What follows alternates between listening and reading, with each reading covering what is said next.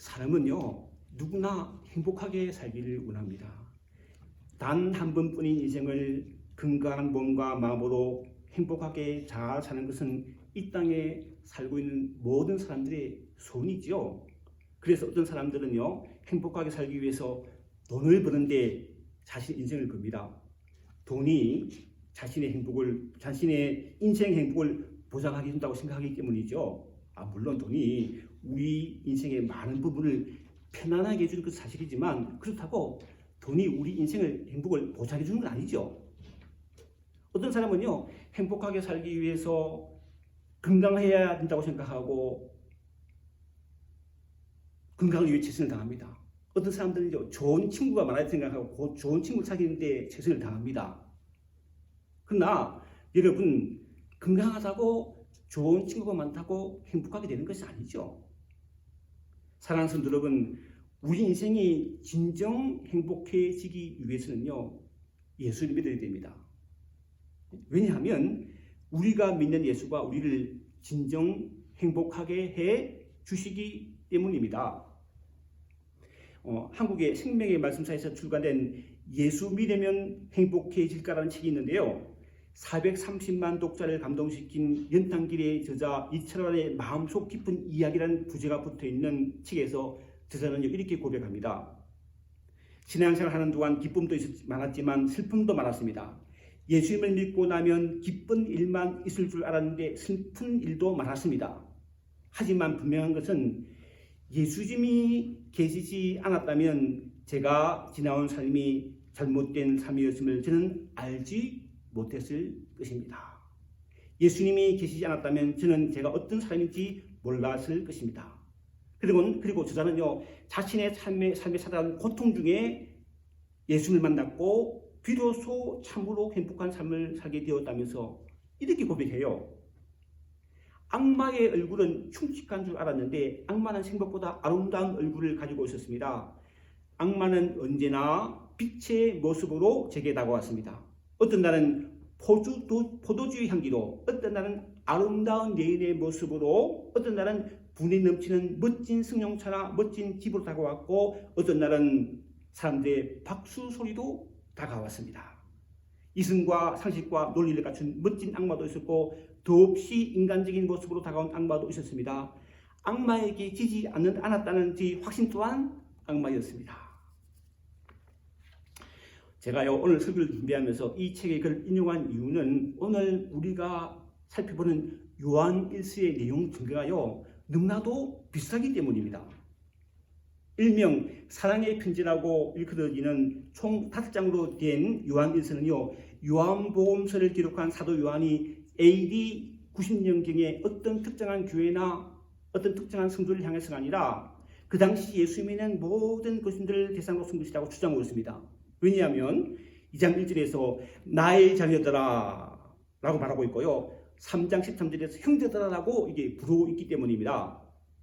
그래서 우리는요, 요한 1서를 서로 돌려보는 편지라는 의미에서 회람 서신이라고도 부르지요. 사도 요한이 이렇게 모든 성도들이 돌려볼 수 있는 회람 서신을 쓴 이유는 아주 분명했는데, 그 당시 기독교 공동체 내에 분파가 생겼기 때문입니다. 기독교 공동체, 요즘으로 말하면 교회가 나누어져서요, 교회에서 떨어져 나간 사람이 있었다는 것이죠. 그래서 사도 요한은 2장 10절에서 이렇게 말합니다. 그들이 우리에게서 나갔으나 우리에게 속하지 아니하였나니 만일 우리에게 속하였더라면 우리와 함께 거하였으리니와 그들이 나간 것은 우리에게 속하지 아니함을 나타내려 합니다. 사도 요한이 말하는 여기서 그들이란 교회 공동체에서 이탈한 그것은요, 그들이 가진 신앙이 달랐기 때문인데, 그들은 잘못된 신앙을 가진 이단들이었습니다. 우리는 그 이단들을요, 영지주의자들이라고 부르는데, 영지주의자를 아주 간단하게 설명하면 예수께서 우리와 같은 인간의 몸을 입고 오셨다는 것을 부인하는 사람을 말합니다. 예수께서 우리와 같은 몸을 입고 오셨다는 것을 부인하게 되면요, 심각한 문제가 생겨요. 사도 요한은 요한복음 1장 1절에서 태초에 말씀이 계시니라, 이 말씀이 하나님과 계셨으니 이 말씀은 곧 하나님이시라고 하면서 요한복음 1장 14절 이렇게 증가하죠. 말씀이 육신이 되어 우리 가운데 거하심에 우리가 그의 영광을 보니 독생자의 영광이요 은혜와 진리가 충만하더라. 이처럼 하나님의 아들이신 예수께서 우리와 똑같은 인간의 몸을 입고 이 땅에 오셨다는 것은 우리가 믿는 복음의 핵심입니다. 왜냐하면 우리와 똑같은 육체의 몸, 인간의 몸을 입고 오셔야 우리 죄를 대신하여 십자가에 죽으심으로 우리를 죄에서 구속할 수가 있고 한 발 더 나아가 사망의 권세를 깨뜨리시고 부활하시다는 것이 우리의 영원한 소망이 될 수 있기 때문입니다. 그런데 영지주의자들은요, 예수께서 우리와 똑같은 육신의 몸을 실제로 입고 오신 것이 아니라 영으로 오신 것이라고 주장하며 단지 예수께서 육체로 오신 것처럼 보인다는 가연설을 주장하므로 결과적으로 예수의 십자가와 부활을 부정하는 이단이 된 것입니다. 그런데 문제는요, 교회 공동체에서 이러한 이단들이 교회에 다시 침투하여 들어와서 기존 교인들을 자신들이 주장하는 교리로 유혹하여 빼내가려 했다는 것이죠. 예를 들어서 우리와 같이 신앙생활 하던 사람들이 이단에 빠져서 교회에서 떨어져 나가는데 교회 들어와서 다시 빼내려 한다면 문제죠. 이와 같이 심각한 영적 도전에 직면하여 신앙이 흔들리고 있던 초대 교회 성도를 염려한 사도 바울은 자신이 직접 체험한 신앙적인 경험과 자신의 신앙을 바탕으로 편지를 쓴다며 이렇게 시작합니다. 요한일서 1장 1절로 4절 말씀인데요. 제가 읽어보겠습니다. 태초에 있는 생명의 말씀에 관하여는 우리가 들은 바요, 눈으로 본 바요, 자세히 보고 우리 손으로 만진 바라. 이 생명이 나타내신 바 된지라. 이 영원한 생명을 우리가 보았고 증언하여 너희에게 전하노니 이는 아버지와 함께 계시다가 우리에게 나타내신 바 된 이시니라. 우리가 보고 들은 바를 너희에게도 전함은 너희로 우리와 사귐이 있게 하려 함이니 우리의 사귐은 아버지와 그의 아들 예수 그리스도와 더불어 누립니다. 우리가 이것을 쓰면 우리의 기쁨이 충만하게 하려 합니다. 사도 요한은요, 말씀이 육신이 되어 이 땅에 오신 예수를 믿음으로 하나님의 자녀가 되었다고 고백하면서 자신이 편지를 쓰는 목적은 예수 믿는 그리스도인들, 즉 성도들로 하여금 빛 가운데 행하며 죄를 자백하며 계명을 지키며 서로 사랑하도록 하는 것이라고 하면서 요한일서 5장 전체를 통해 밝히고 있습니다. 우리는 오늘 읽은 본문을 중심으로 이 중에서요, 서로 사랑하라는 주제에 대해서 함께 살펴보며 은혜 받기를 원한다는 것이죠. 여러분, 우리가 어떤 이유에서든지요, 누군가를 미워하면요, 미워한 만큼 내 삶이 힘들어집니다. 그 생각이 맞는지 궁금해가지고요, 인터넷 찾아봤어요. 찾아보니까 미워하면 닮는다는 제목의 가요가 떠오르더라고요. 제일 먼저 떠오르요. 가사 중 이런 내용이 있더라고요. 미워해도 닮는가 봐. 거울에 비춰진 것처럼 지우고 싶던 네 모습을 지독히 닮아서 늘 그렇게 살았지. 지나보면 별거 아닌데 저린 마음을 흘려보내지 못해 그 사람을 미워해. 이 가사처럼요, 사람을 미워하면 오히려 미워하는 사람 닮는다는 거예요. 자신도 힘든 삶을 살게 된다는 것이죠. 반면에 사랑하면 사랑하는 그 삶을 닮아가며 내 삶은 행복하게 되는 것이 우리 인생이라는 것이죠. 방금 인용한 가요에 처음 일시하더라고요. 그러니까 사랑하면 닮는다지 함께 태어난 사람처럼 웃음 짓는 모습까지 묘하게 닮아서. 생각해보면요, 전혀 다른 가정, 전혀 다른 환경에서 자란 서로 다른 젊은 남녀가 결혼하여 부부가 되어 서로 사랑하면요, 서로 닮아갑니다. 얼굴 모습이 닮아갈 뿐만 아니라 말투도 생활 생각도 닮아갑니다. 자네는 말할 것도 없죠. 그런데 어떤 이유로 부모의 사랑을 받지 못하고 자라는 사람은요, 다른 사람을 사랑하는 것을 힘들어합니다. 반면에 부모의 사랑을 받고 자라는 자녀는요, 부모처럼 사랑하며 살아갑니다. 특별히 부모의 사랑을 듬뿍 받은 자녀는요, 다른 사람을 잘 사랑해요. 왜? 사랑해본 경험이 있으니까. 사랑하면 사랑한다는 거예요. 그런데 문제는요, 부모의 자식에 대한 사랑에도 한계가 있다는 것이죠. 나를 지극히 사랑하는 부모라도 영원히 사랑할 수 없는 연약한 인간이기 때문입니다. 부모는 끝이 나잖아요. 그런데 우리에게 참으로 기쁜 복음이 들어있었습니다. 우리를 완전하게 그리고 영원히 사랑하는 하나님이 계시다는 것이죠. 오늘 읽지 않았지만 요한일서 3장 1절에서 이렇게 증가합니다. 읽어보면요. 보라, 아버지께서 어떠한 사랑을 우리에게 베푸사 하나님의 자녀라 일컬음을 받게 하셨는가. 우리가 그러하도다. 그러므로 세상이 우리를 알지 못하면 그를 알지 못합니다. 우리는요, 보면 우리는 어떤 조건이 되면 그 사람을 사랑합니다. 내 자식이거나 그렇죠? 내 부모나 형제면 그 사람을 사랑합니다.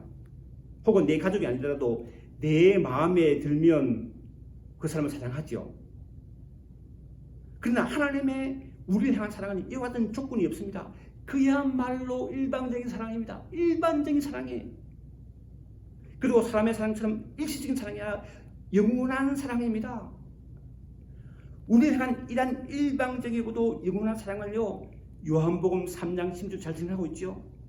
하나님이 세상을 이처럼 사랑하사 독생자를 주시니 이는 저를 믿는 자마다 멸망치 않고 영생을 얻게 하려 하십니다. 모든 것에는 크기가 있어요. 크기. 그죠? 우리가 타고 다니는 차에도 큰 차가 있고 작은 차가 있습니다.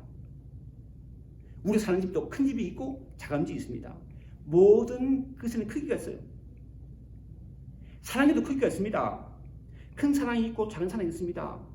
그런데 우리를 향한 하나님의 사랑은 무엇과도 비교할 수 없는 가장 큰 사랑입니다. 하나님밖에 없는 독생자 예수 그리스도를 십자가에 내어놓은 사랑이기 때문입니다. 따라서 우리는 우리를 향한 이러한 하나님의 크고 영원한 사랑을 여러분 하루만에 알 수 없어요. 하나님이 우리를 부르신 그날까지 날마다 알아가야 합니다. 그래서 사도 바울이 이렇게 기도하죠. 에베소서 3장 17절 19절 말씀인데요. 읽어보면요. 믿음으로 말미암아 그리스도께서 네 마음에 계시게 하시옵고 너희가 사랑 가운데 뿌리가 박히고 썩어 굳어서 능히 모든 성도와 함께 지식이 넘치는 그리스도의 사랑을 알고 그 너비와 길이와 높이와 깊이가 어떠함을 깨달아 하나님의 모든 충만하신 것으로 너희에게 충만하게 하시기를 구하노라 라고 기도한다는 거예요. 여러분 우리가 요한복음 3장 16절을 암송한다고 하나님의 크고 놀라운 사랑을 알게 되는 게 아닙니다. 우리를 위해서 십자가에 못 박혀 죽으셨다가 부활하시어 지금도 우리와 함께 하시는 주님을 날마다 모시고 살아갈 때 비로소 우리를 향한 하나님의 지극히 큰 사랑을 실제로 알게 되고 체험하게 된다는 것이죠. 그러니 우리 예수 믿는 사람이 함께 신앙생활을 하는 것은 우리를 향한 하나님의 놀라운 사랑을 깊이 깨닫는 길이라는 거예요. 함께 교회 공동체 안에서 생활하면요, 혼자서는 알 수 없고 깨달을 수 없는 하나님의 놀라운 사랑을 실제로 알게 되고 체험하게 된다는 거예요. 이러한 영적인 비밀을 알기에 악한 마귀는요, 어떻게 해서든지 우리가 함께 하지 못하고 서로 사랑하지 못하도록 방해를 얻는 것입니다. 그래서 사도 요한은 오늘 본문 앞절인 10절에서 이렇게 증가합니다. 이러므로 하나님의 자녀들과 마귀의 자녀들이 드러나니 무릇 의를 행하지 아니하는 자나 또는 그 형제를 사랑하지 아니하는 자는 하나님께 속하지 아니하니라. 이 말씀처럼 우리 형제를 사랑해야 비로소 우리가 하나님께 속한 하나님의 자녀라는 것을 반드시 기억하십시다. 이어서 사도 요한은요, 우리들에게 이렇게 고민하죠. 오늘 본문 11절 12절 말씀이죠. 읽어보겠습니다. 현대인의 성경을 읽어보겠습니다. 여러분이 처음부터 들은 말씀은 우리가 서로 사랑해야 한다는 것입니다. 여러분은 가인과 같이 되지 마십시오. 그는 마귀에 속하여 동생을 죽였습니다. 그가 왜 동생을 죽였습니까? 자기 행위는 악하고 동생 행위는 어두웠기 때문입니다. 저는요, 예수 믿기 전에는요, 하나님이 나를 사랑할 때는 몰랐어요. 그리고 우리가 서로 사랑해야 한다는 것도 몰랐습니다. 그래서 가인이 동생 아벨을 시기에 쳐 죽인 것처럼 내 주변의 친구들을요 시기하고 내 편에 대해주지 않거나 내게 이익이 되지 않으면요 그냥 멀리하고 미워하기도 했습니다. 그런데 복음을 듣고 달라졌죠.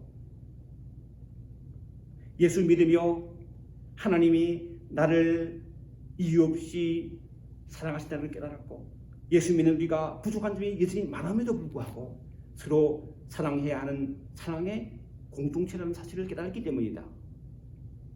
예수께서도 제자들에게 친히 이렇게 말씀하셨습니다. 요한 복음 15장 9절로 12절 말씀인데요.